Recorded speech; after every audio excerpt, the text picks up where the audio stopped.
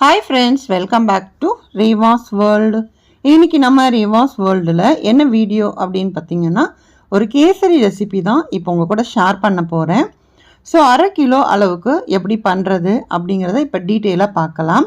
1/2 kilo ரவை நான் ஒரு மெஷர்மெண்ட் கப் இல்லை அப்படின்னா நீங்கள் வீட்டில் இருக்கிற டம்ளரில் அளந்து எடுத்துக்கோங்க. 2 டம்ளர் அளவுக்கு ரவை இருக்குது அப்படின்னா ஒரு 2.5லேருந்து 3 டம்ளர் அளவுக்கு சர்க்கரை எடுத்துக்கோங்க. கொஞ்சமாக முந்திரி பருப்பு, திராட்சை எடுத்து வச்சுருக்கேன். ஏலக்காவை கொஞ்சமாக சர்க்கரை போட்டு இந்த மாதிரி அடித்து எடுத்துக்கோங்க. ஒரு 150லேருந்து 200 கிராம் அளவுக்கு நெய் எடுத்துக்கலாம். சப்போஸ் நெய் 100 கிராம் எடுத்தீங்க அப்படின்னா ஒரு 100 கிராம் அளவுக்கு நீங்கள் ஆயில் கூட எடுத்துக்கலாம். ஆயில் எடுக்கிறீங்க அப்படின்னா ரீஃபைண்ட் ஆயிலாக எடுத்துக்கோங்க. எந்த விதமான ஸ்மெல் இல்லாமல் பார்த்து எடுத்துக்கோங்க. இப்போது ஒரு பாத்திரத்தில் கொஞ்சமாக நெய் ஊற்றிருக்கேன். நெய் கொஞ்சம் சூடானதுக்கப்புறமா முந்திரி பருப்பையும் திராட்சையும் நம்ம வறுத்து எடுத்து வச்சுக்கலாம். இந்த மாதிரி நம்ம வறுத்துட்டோம் அப்படின்னா கொஞ்சம் வேலை முடியும் அப்படிங்கிறதுக்காக தான்.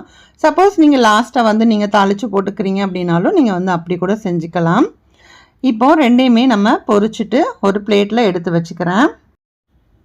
இப்போது முந்திரி பருப்பு இதெல்லாம் வறுத்ததை தனியாக ஒரு சைடில் இருக்கட்டும்.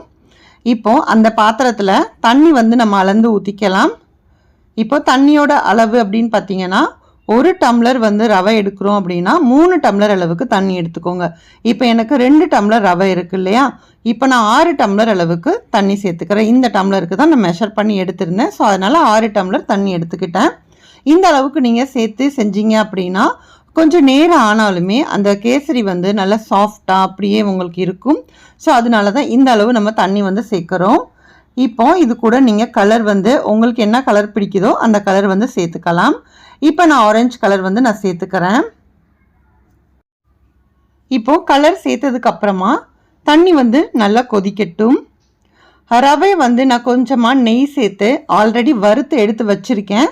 சப்போஸ் நீங்கள் வறுக்கலாம் அப்படின்னா நீங்கள் முதல்ல நம்ம முந்திரி பருப்பு வறுத்தோம் இல்லையா, அதுக்கப்புறமா நீங்கள் ரவையை வறுத்து கூட நீங்கள் எடுத்துக்கலாம்.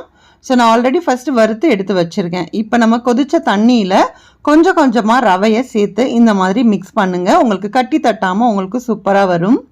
சில பேருக்கு நிறைய கேசரி பண்ணுறோம் அப்படின்னா அப்போ கொஞ்சம் கட்டி தட்டின மாதிரி ஆகிடும் இல்லையா, அதுக்காக பொறுமையாக இந்த மாதிரியே நீங்கள் சேர்த்துக்கோங்க. அப்போ உங்களுக்கு ஈஸியாக இருக்கும். ஸோ இது நீங்கள் 1/2 கிலோ இல்லை 1 கிலோ செஞ்சாலுமே இதே மெத்தடில் செஞ்சு பாருங்கள். ரொம்பவே உங்களுக்கு ஈஸியாகவும் செஞ்சிடலாம். இப்போது எல்லாத்தையுமே நம்ம ரவை சேர்த்தாச்சு. சேர்த்து நல்லா ஒன்ஸ் மிக்ஸ் பண்ணி விட்டுருங்க. இப்போது ரவை வெந்து கொஞ்சம் கெட்டியாகும். ஃபஸ்ட்டு தண்ணியாக இருக்கிற மாதிரி தான் இருக்கும், ஆனால் உங்களுக்கு வேகும்போது அது கொஞ்சம் கெட்டியாகும்.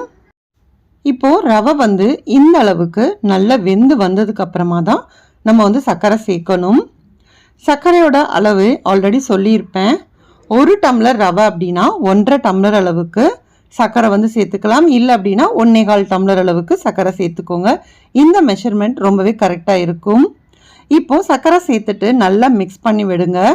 இப்போ நல்லா கொஞ்சம் கெட்டியாக இருக்கிறது நம்ம சர்க்கரை சேர்த்தோன்னா நல்லா இலகி இன்னும் கொஞ்சம் தண்ணியாக ஆகிற மாதிரி இருக்கும். ஆனால் இன்னும் கொஞ்சம் நேரத்தில் அது கெட்டியாயிடும்.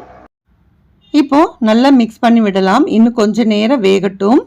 இப்போ சர்க்கரை இதெல்லாம் சேர்ந்து அந்த ரவை நல்லா வெந்து வரும்போது தான் அந்த டேஸ்ட் ரொம்ப நல்லா இருக்கும். ஸோ இப்போ நம்ம ஆல்ரெடி வறுத்து எடுத்து வச்சுருக்கோம் இல்லையா, இப்போ முந்திரி பருப்பு, திராட்சை இதெல்லாம் நம்ம சேர்த்துக்கலாம். இப்போது முந்திரி பருப்பு சேர்க்கறதுக்கு முன்னாடி நம்ம எடுத்து வச்சுருந்தோம் இல்லையா, நெய்யிலிருந்து ஒரு பாதி அளவுக்கு இப்போ சேர்த்துக்கலாம். இப்போ பாதி நெய் சேர்த்துட்டு நல்லா மிக்ஸ் பண்ணி விடுங்க. பார்க்கும்போது பார்த்தீங்கன்னா நல்ல ஒரு அல்வா கிண்டுனா எப்படி இருக்குமோ அந்த அளவுக்கு உங்களுக்கு பார்க்குறதுக்கே இருக்கும். ஸோ இந்த மாதிரி எல்லாமே நல்லா மிக்ஸ் பண்ணி விட்டுக்கலாம். இப்போது இந்த அளவுக்கு நல்லா மிக்ஸ் பண்ணதுக்கப்புறமா வறுத்து வச்சுருக்கிற முந்திரி பருப்பை இதில் சேர்த்துருங்க. சேர்த்துட்டு நல்லா ஒன்ஸ் மிக்ஸ் பண்ணிக்கோங்க. இப்போ சேர்த்துட்டேன். அதே மாதிரி ஏலக்காய் நம்ம கொஞ்சமாக சர்க்கரை போட்டு அரைச்சி வச்சுருக்கோம் இல்லையா, அதுவுமே லாஸ்ட்டாக ஃபைனலாக சேர்த்துக்கோங்க. அப்போ தான் அந்த ஏலக்காவோட வாசனையுமே ரொம்ப நல்லா இருக்கும். இப்போ நான் சேர்த்துக்கிறேன் பாருங்கள். கொஞ்சமாக நம்ம சர்க்கரை போட்டு அரைச்சோம் அப்படின்னா ஏலக்காய் இன்னுமே நல்லா ஃபைன் பவுடராக உங்களுக்கு கிடச்சிரும். ஸோ அது நமக்கு எவ்வளோ தேவையோ அந்த அளவுக்கு சேர்த்துக்கலாம். கேசரியில் பார்த்திங்கன்னா அந்த ஏலக்காவோட வாசனை ரொம்பவே நல்லா இருக்கும். ஸோ அதனால் அதிகமாக சேர்க்க வேண்டாம், ஓரளவுக்கு பார்த்துட்டு சேர்த்துக்கோங்க. இப்போது எல்லாமே சேர்த்தாச்சு.